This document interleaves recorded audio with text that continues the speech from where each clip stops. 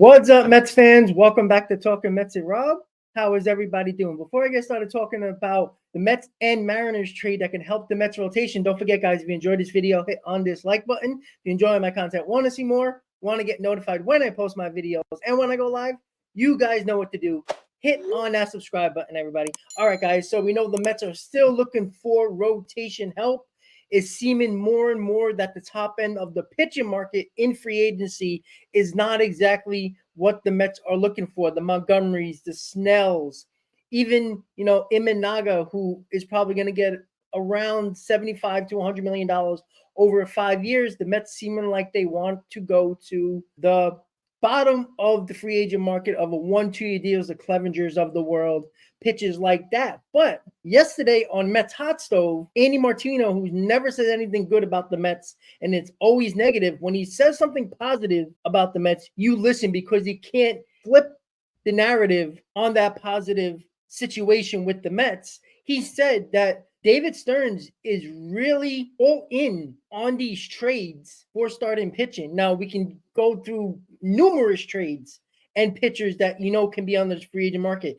Just a few: Bieber, Cease, guys like that a lot of people have been talking about. Now, you heard recently about Luis Castillo. You heard about other pitchers as well. And that's where I was a little shocked, because remember, David Stearns not too long ago said, and this is prior to Yamamoto signing, that he is not really thinking that he would trade prospects for rentals. And, plans change. Maybe the Mets were very confident about getting Yamamoto, and when that changed, the plans have to change. So when Andy Martino's saying that, and that they're really going hard in the trade market for starting pitching, opened up my eyes a little bit, because that was something that they clearly didn't want to do. But now that they lost on a Yamamoto, they don't think Montgomery or Snell is worth their contracts that they're probably going to get on the market. And there's only one other way to get a guy that can be a number one or a number two at the top of your rotation, and that's via trade. And why the Mets and the Seattle Mariners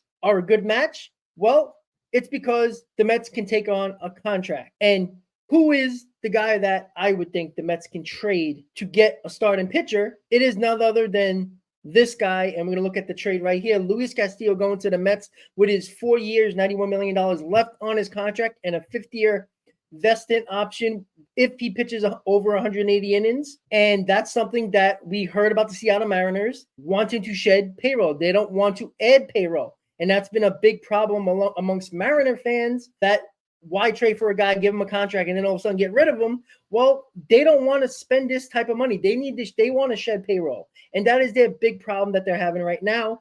And it looks like that a possibility that Castillo could get traded just to get under that salary from what they paid Luis Castillo. And the Mets would trade Alex Ramirez, the number 11 overall prospect, and Jose Butto in the trade. So they'd be getting a starting pitcher who could be in the back end of the rotation, or a long man in the bullpen, or a guy that can be a depth piece in the minor leagues. And Alex Ramirez is a pretty decent outfield prospect. He had a down season last year, but before last year, he was getting better and better. And he's the guy that can fit right into that Seattle Mariners either outfield this year, or be right on the cusp of making the majors over the next year in 2025.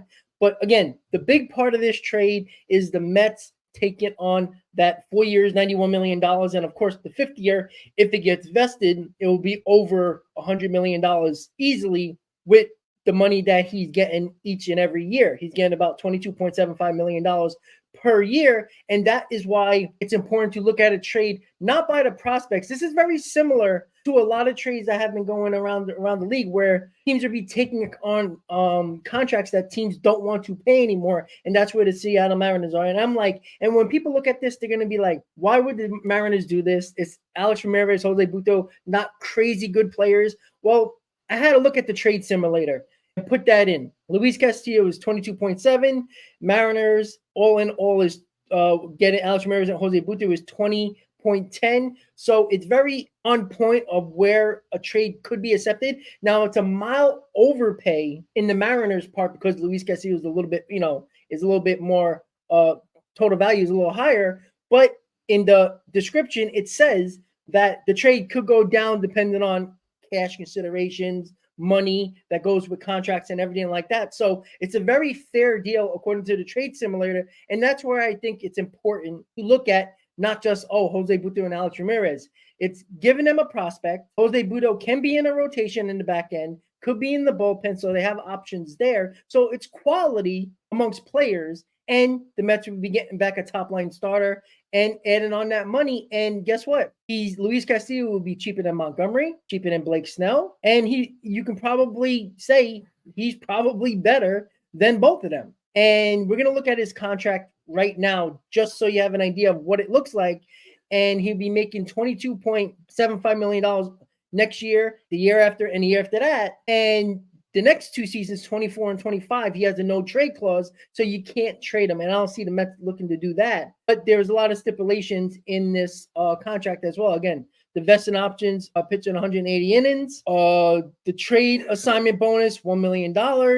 Again, the no trade clause, 24 and 25. And Cy Young, obviously, there's bonuses and everything like that. So that's something to look at with Luis Castillo when it comes to his contract. And it's important to look at because of the fact that he is cheaper than Montgomery or Blake Snell. Blake Snell is looking to get $200 million over 6 or 7 years.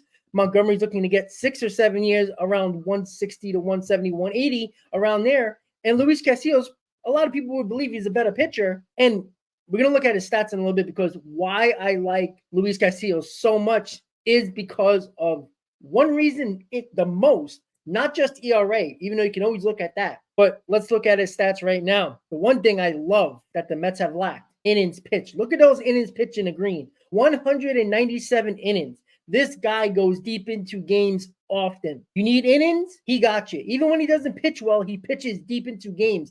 And that is so important. He keeps you in the ball game. He saves your bullpen. And, of course, he's a really good pitcher. And when he pitches well, he goes deep into ball games as well. And that is so important in today's game. Innings is so important nowadays, because so many times you're using your bullpen again and again and again, and they're tired by the end of June. And then you got to figure out how to set up a bullpen again with all the tired arms. Castillo would fix that right away. Every time he's probably going to go 6-7 innings, maybe longer. 197 innings. You don't see that in today's game. I mean, he's probably one of 3 or 4 pitchers in baseball that have that many innings. You don't see 200 plus innings anymore. 197 innings is so important, and I love that. He started 33 games. He had a 3.34 ERA that's in the red. What is a little concerning is that his home runs was extremely high this year at 28, which is the highest since 2018. And that's where I worry a little bit, but that can just be out saying, hanging a couple of balls here and there. And listen, I don't worry about that. He's going to be playing in a big ballpark at Citi Field. I think he would be okay. And he had 219 strikeouts. He was an all-star. He was 5th in the Cy Young voting.